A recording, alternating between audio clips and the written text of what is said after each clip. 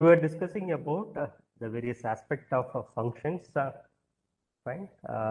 Today, in this session, we are going to discuss about the returning a result from a function. So prior to that, let us revise the concept what we had discussed about functions, writing functions, parameters, and arguments.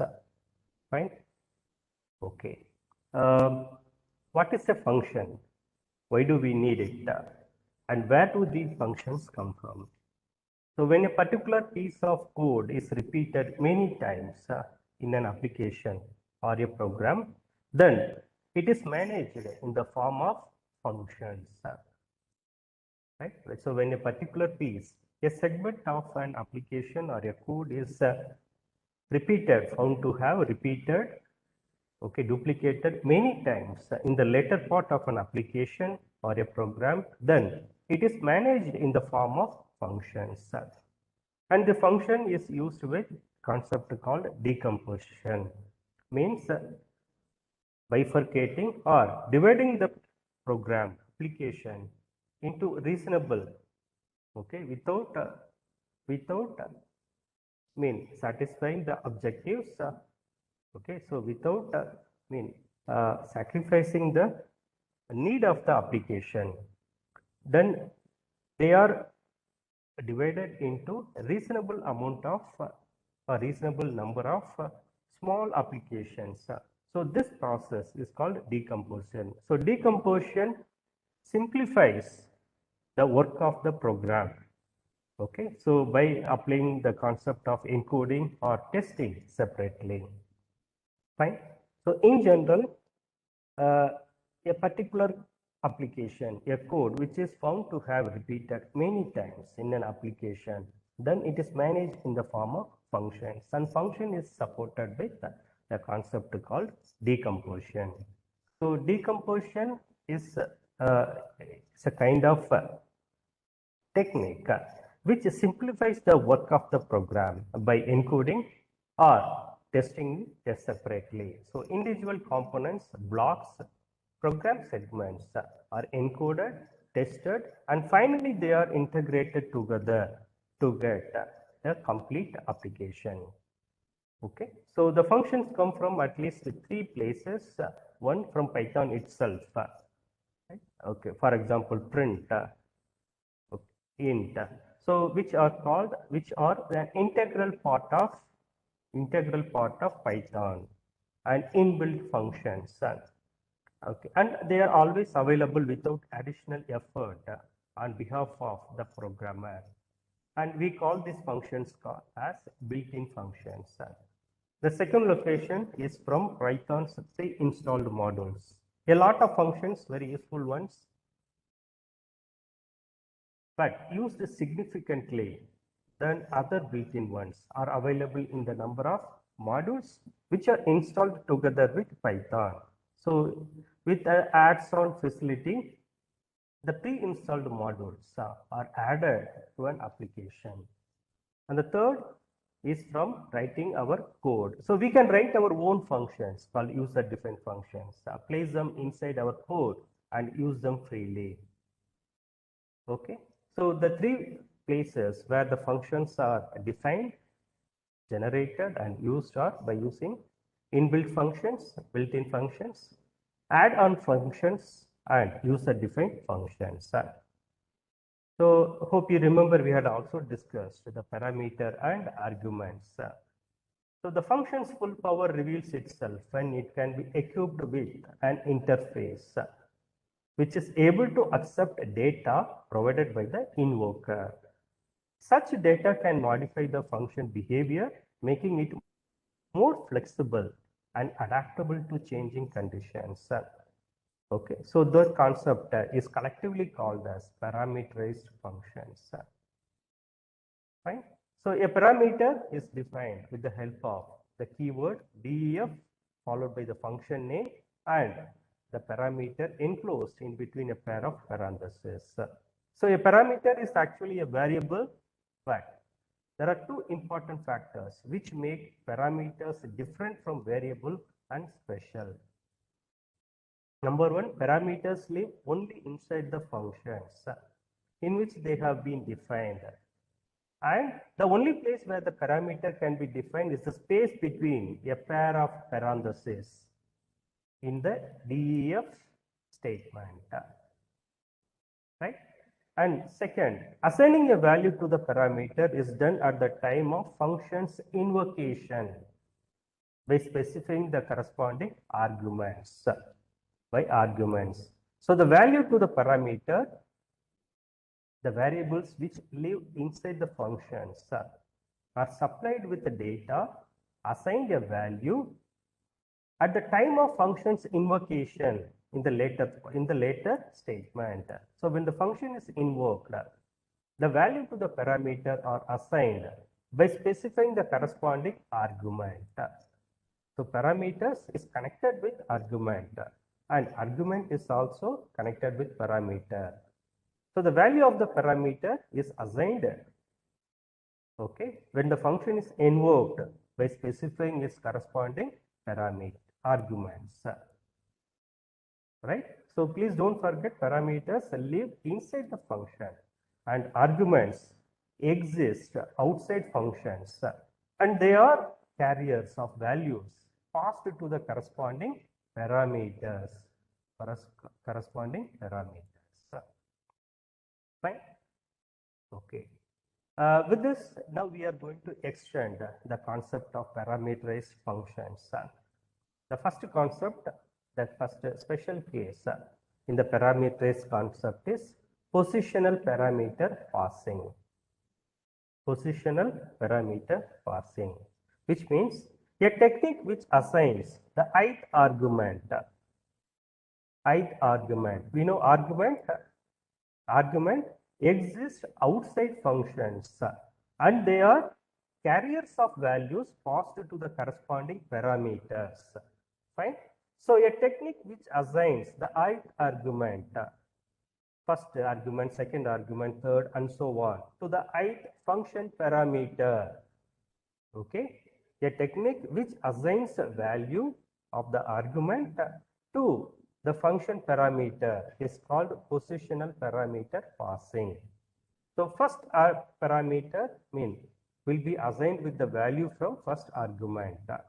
Okay. So the first argument will carry the value, okay, to the first parameter. Similarly, the second parameter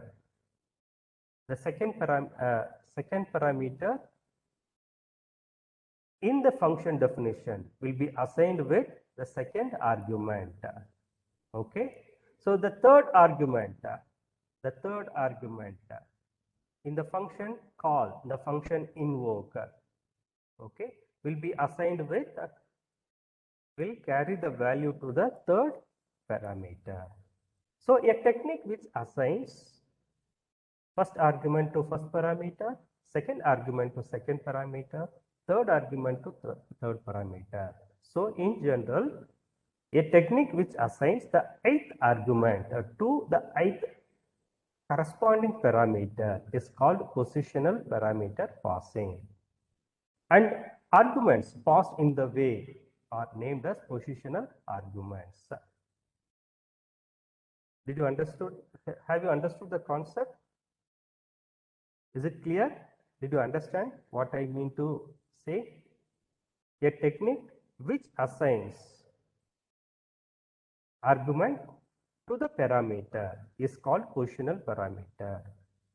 Okay. So the parameters, I said, it's a variable live inside the function and arguments exist outside the function, and the value of the parameter is done at the time of function invocation. The parameter can be a single, double, triple, and so on. If there are more number of one parameters, then they should be differentiated in by comma, parameter 1, parameter 2, P2, comma, P3, comma, and so on. So the value of the parameter is assigned by outside arguments, and each value will be its corresponding argument. So P1 will be supported with argument 1. P2 will get the value P2 is supplied data with the help of argument 2. Similarly, P3 will have a link with A3. Okay, so which means the number of arguments in the invoked function should match with the number of parameters and vice versa. The number of parameters as well as the arguments should be even, should have the match, because every argument will supply value to the corresponding parameter. So this concept is called positional parameter passing. The arguments passed in the way are named positional arguments. Is it clear? Any doubts?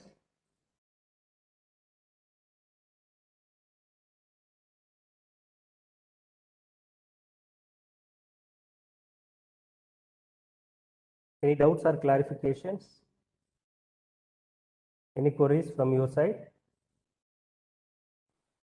Okay. So now let us switch to PyCharm and check how this positional parameter passing works. Okay. We start with the definition statement DEF followed by the function name, and we have parameters. Let us define three parameters, a comma b comma c. Okay, right? Print a comma b comma c. Define a function. The function body contains a print statement. Right? Now the function is defined with the three parameters a comma b comma c. Right? And so unless the function is invoked and data input is provided, it will remain as a definition. We have defined, that's all. Okay. The access to the function and its parameters will be done by a function invocation. So immediately after the definition, the next step will be invoking the function. Okay. So the invoking the function will start with the function name followed by the variables. The variables in outside the function are called arguments. So these arguments are the one which carry value, which are considered to be carriers, supply data to the parameters. Fine. Now a comma b comma c. There are three parameters and hence we should have three arguments that should supply the value. Okay. Now let us check. So the first could be a string, Ashwin. Okay. Right. The third, the second argument is an integer kind of value, and we have one more argument 3. Fine. So there are three parameters in the definition, function definition, and when the function is invoked, we have three arguments.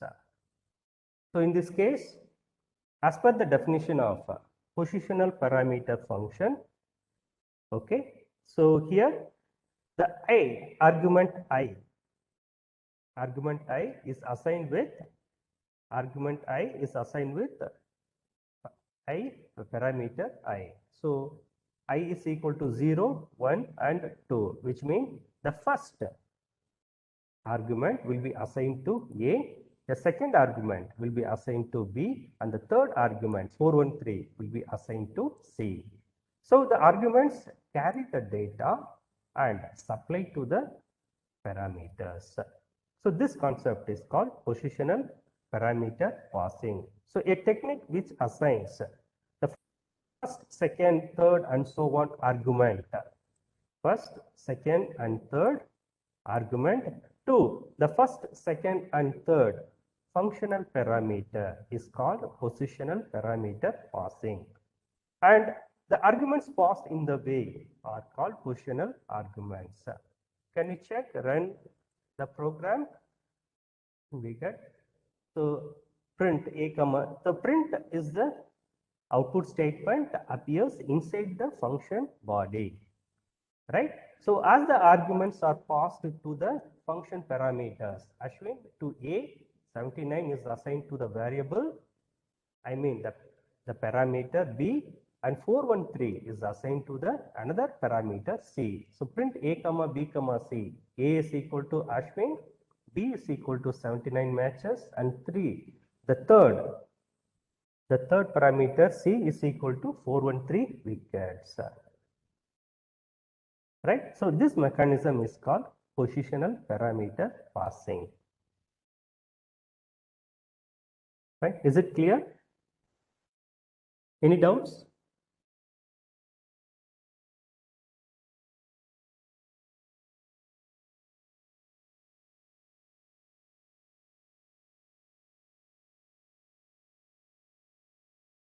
Okay. So this function, invoking function, we can have any number of statements. Okay. So I can add one more statement, function Umrah. Okay. Yes. Probably he might have played 24 matches and recently he had achieved the 100th wicket during the England tour, right?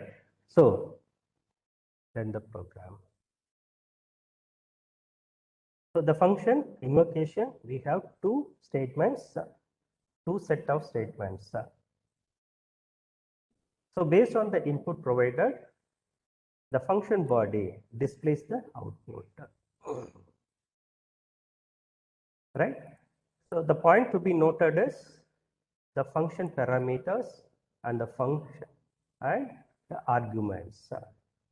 Please note the variables, the parameters always exist inside the function and the arguments appear outside the function definition, right? So these arguments carry data, supply data to the function parameters. Okay, so the important point to be noted is the size. The number of parameters and the arguments must be equal. No matter the type, it can take all valid types. So we have not defined any data type of this, either parameters or the arguments, because Python is an infer data language, which means based on the value provided, it will assume the data type. It's an intelligent language where the declaration of the variable is not necessary. When the input is provided, when the data is supplied, the interpreter will assume its corresponding data type, irrespective of either string or character or int or float. So the number of parameters, the size of the parameter inside the function definition and the arguments outside the function invocation must be equal. That's very important. Okay. So in case if there is any mismatch,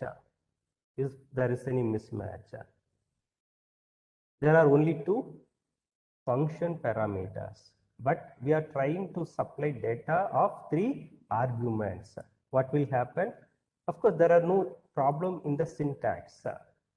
Okay, function definition and arguments. There are no syntax issue. So there won't be any errors highlighted in the code. But at the time of execution, there's a mismatch between the parameter and arguments. So what's the error? Type error. The function takes two positional arguments, but three are given. Okay, which means the function invocation takes two positional arguments, but okay, it is supposed to take only two because the definition has got two arguments, but here we had three were given. One extra argument is given. That should be removed. Okay, either we have to include the function parameter or we have to remove one argument. Okay, fine. Now we had defined the function definition. The function has three parameters and three arguments. But the function body, the output statement has got only two variables, a comma b. Can you guess what? Will we get any output or the same error, type error? Note it. Kindly note the function definition has three parameters, a comma b comma c, and the invoking function also have got three arguments. But the function body, the output statement print, has got only two variables, a comma b. So on execution, will we get again the type error or output or no output? What is your guess?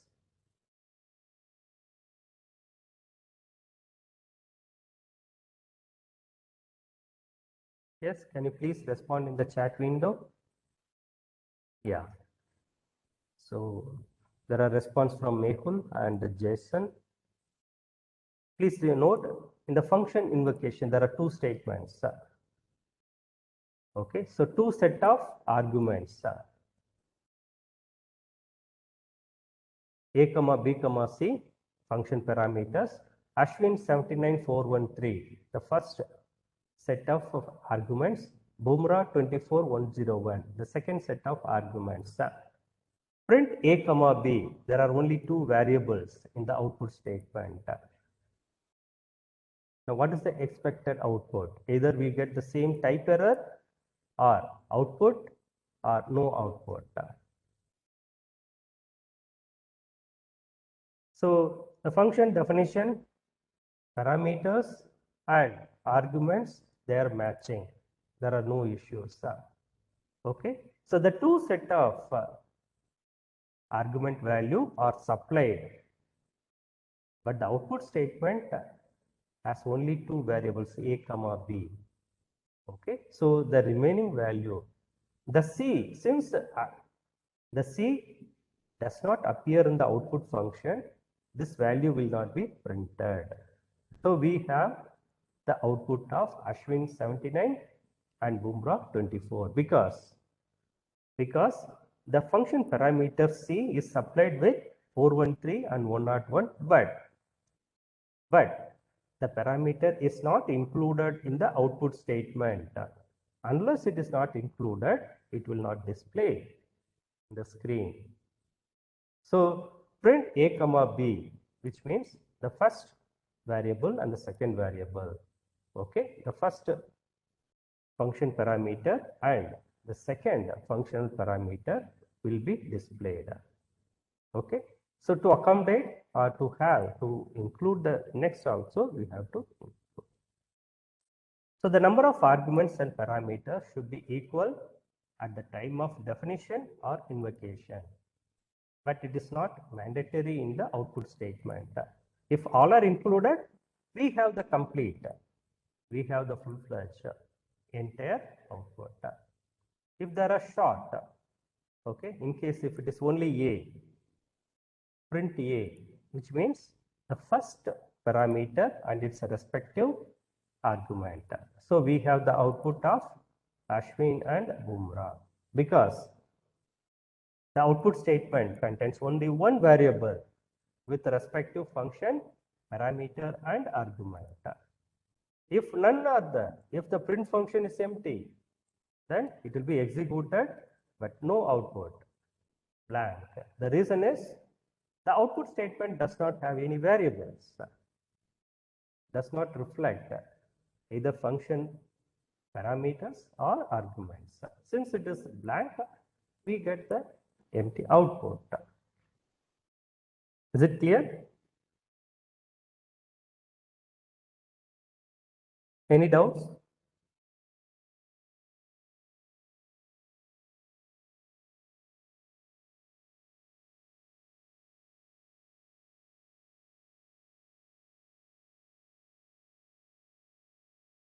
Okay. Now coming to the second concept. Python offers another convention for passing arguments, where the meaning of the argument is dictated by its name, not by its position, by name and not by its position, which is called as keyword argument passing. which is called as keyword argument passing. Can you understand? Python offers another conversion for passing arguments where the meaning of the argument is dictated by name. Name means variable and not by its position. The first parameter or second parameter or not by third parameter.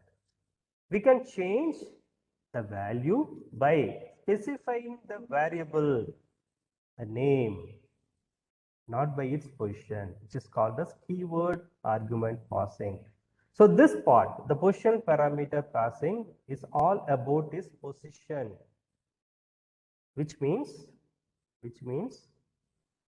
the first function parameter will hold the value of the first argument. It's a position. Okay. The second function or parameter will be supplied with the data of second argument. The third with the third argument. It's a position. The position of either invoked function or the parameter function definition will hold. Okay. For example, let us consider the same program A, B, C, right? So on execution, we have the values Ashwin and Bumrah. Okay. So what if we have? Let me alter the statement. Yes. I have changed the argument, the second invoked function and the arguments. What is the output here? What will be the output here? What will be the output here?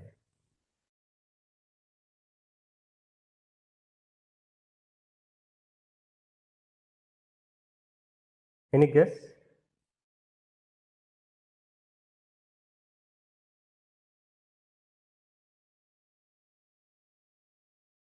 Okay, let me run the program.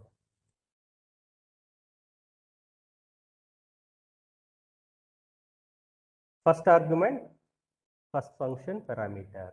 Second argument, second function parameter. Third argument, the third function parameter. Similarly, in the second set, we have first argument to A function parameter. So it is nothing but 24. So irrespective of the value, either it is a string or integer or float or any valid data type, it's a position assigned to its corresponding argument and the parameter. So the position is the one bridging between the argument as well as the function parameter. Okay, that is why it is said Python offers another convention of passing the arguments dictated by its name, not by its position, which is called as keyword argument passing. So what we discussed was position parameter passing. Position, the first position, second position, first, second and third, ith argument to ith function parameter. First to first, second to second and third argument to third. So this concept is called position, irrespective of the data type. That is a general method. We have an alternate method where we can change the position and dictated by its name, which is called as keyword argument passing. Keyword argument passing. So no matter what would be the input, we can have a formatted output. Okay. Now I wanted the second output. Yes, first I should get Bumrah 24 and 101. So let me change it. Let me have it another thing. Right? 101.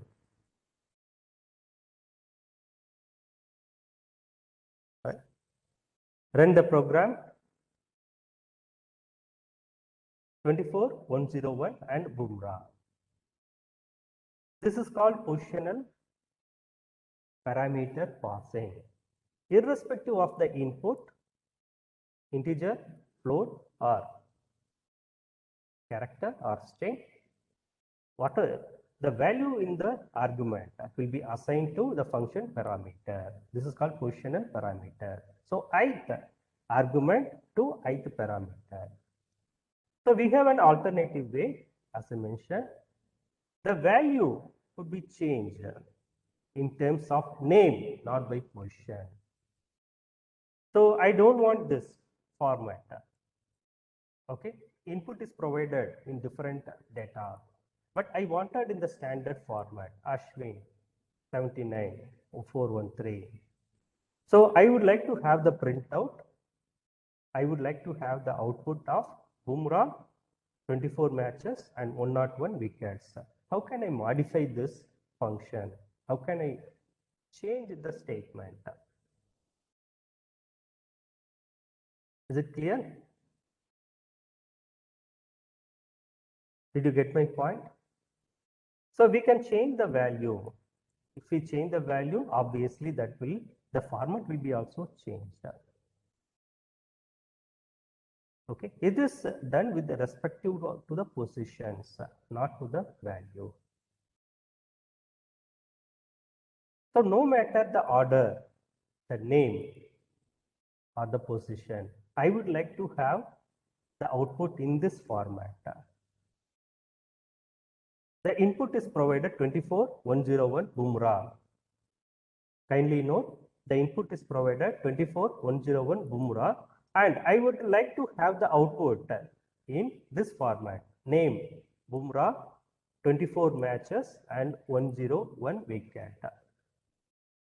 In the same statement, can I have any modifications and get the output in this format? Name, matches and number of wickets. So this concept is called as name arguments. Is it clear? Is it clear? Any doubts? Positional argument passing. All we need to change the statement. How to change?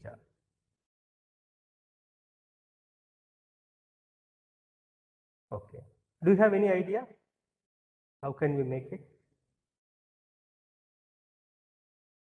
Any idea? All I wanted to display the output in first the name, second matches, and the third value should be wickets. We have actually what we have got is 24 matches, 101 wickets and Bumrah. I need to have the output in Bumrah 24 and 101. What modifications can I have?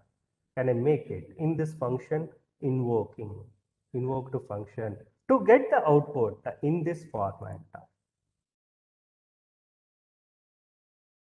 So the positional parameter says all the value assigned to its parameter. There is a special option, as I mentioned once again. Python offers another convention for passing arguments dictated by name and not by position. So depends on the position, the value could be changed. You can change the values. When it is dictated by name, the output will not be changed, which is called as keyword argument. So all we need to modify the statement. So Ashwin is assigned to the function parameter A. So the name is assigned to the function parameter. Number of matches is assigned to the function parameter B. The wickets is assigned to the function parameter C. So by having the name of the variable or the parameters, we can get as per our required output, which is nothing but what is. So all we wanted to change, A is equal to Bumrah. The second value is the matches, that is nothing but B. B is equal to 24 and C is equal to 101. This concept is called positional argument passing. Irrespective of the order, the shuffled value, if they are assigned with the name of the variable parameter, then we can get the same order. Could you notice? Bumrah 24101. No matter they are in the positions, if they are assigned with the argument name, okay, argument name A is equal to Bumrah, B is equal to 24 and C is equal to 101. Okay, so this concept is called position. So the argument for the parameter, the arguments for the parameter is passed using the position way. The arguments for here C are specified as by using the keyword. The keyword is used. No matter in which order they are entered, if we assign with the name A is equal to Bumrah, whether it is appears either first or second or third or fourth or even at the last, the position, irrespective of the position, if they are assigned with the name, it will be done appropriately. So A will be always the value. Right? Now again, I'll remind. So Python offers another convention of passing arguments where the meaning of the argument is dictated by the variable name, not by its position, which is called keyword argument passing. Fine. So in the first example, they are dictated by the position. First position in the argument supplied to first position in the parameter. We can change it in case of different input entered. They can be dictated by the name, not by the position. Right? So here the 25 has come in the first position, but they are dictated by the name of the parameter, that is B. So B is the second one, hence it is displayed as B.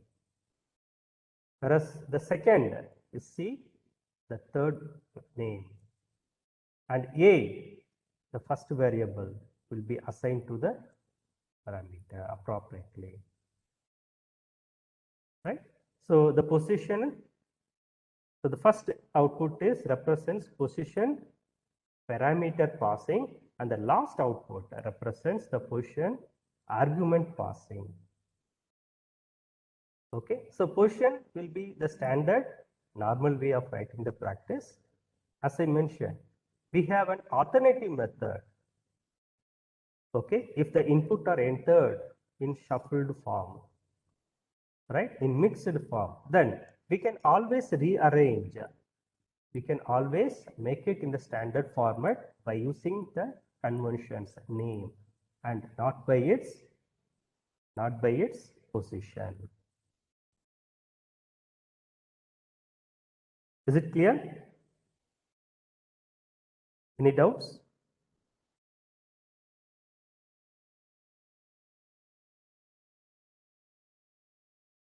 Any queries from your side?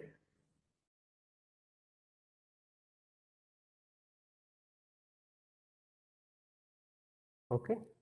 So in this session, we have discussed the two techniques. Number one, positional parameter passing and keyword argument passing. Right?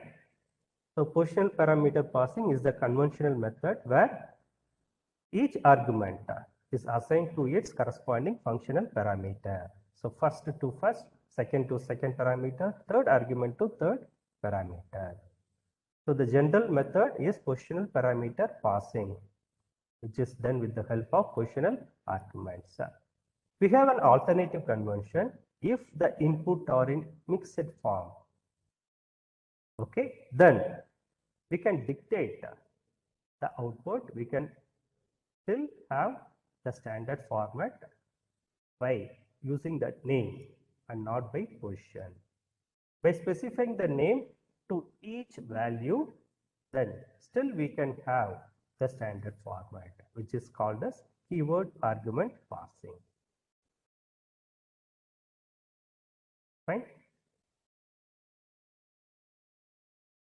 Okay. So thank you all. That's it from my side.